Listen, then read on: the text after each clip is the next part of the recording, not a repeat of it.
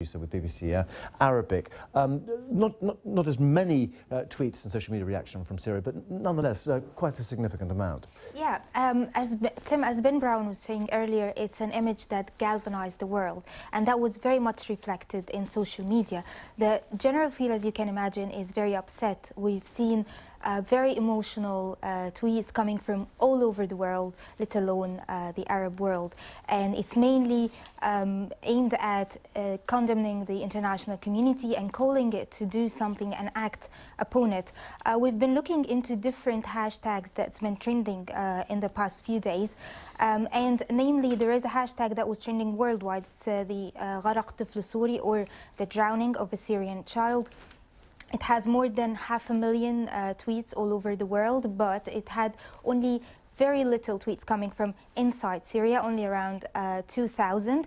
But the significant thing about those tweets coming from Syria, that it's not about the usual game of blaming different players in the fight inside Syria, but it's more of like targeting or voicing anger at the international community and the Arab countries as well. I can give you some examples from the tweets we've been monitoring. We have at QTRMSMS, that handle on Twitter, who is thought to be inside Syria. He tweeted, "Goodbye, sweet, both the land and the sea rejected you, and you were let down by your country. Forgive us," using the picture of Aylan. Another one at All7 was also thought to be inside Syria. He tweeted, "All the countries have shut the door in our faces. It's only heavens that's opening its door to us." So you can see this feel of voicing the anger at the international community, but also calls to stop the war, like the Syrian activist at Be Syrian.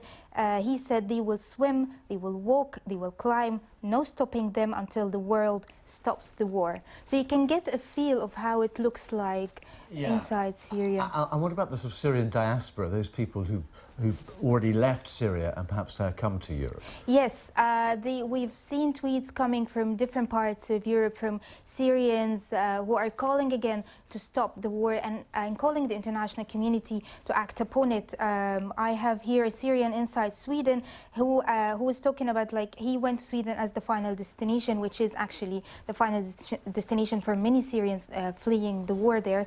And he said, "We begged the world community to help us before the situation becomes too complicated. All we got was excuses why helping us is complicated." Yeah. So you can see the sense of anger in there. And those pictures so striking and so so depressing, really, internationally, which is already starting to change some policy amongst European governments. Hanan, thank you very much indeed. You're watching BBC News. Let's have a look at some of the other stories.